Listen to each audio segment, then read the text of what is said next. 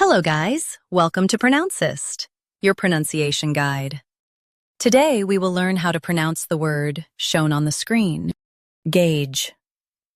Both US and UK have the same pronunciation of this word. Start with gay, then end with a soft J. Gauge. Gauge.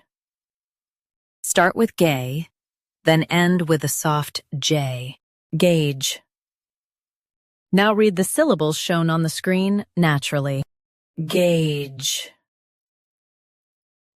Start with gay, then end with a soft J. Gauge.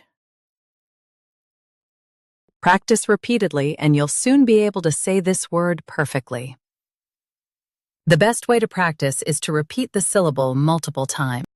The meaning of the word is to measure or estimate. Try repeating this word several times to improve your pronunciation. We post daily videos on useful and commonly mispronounced words to help you speak clearly and confidently. Save this video and subscribe to Pronouncist for more pronunciation guides. Thanks for watching us.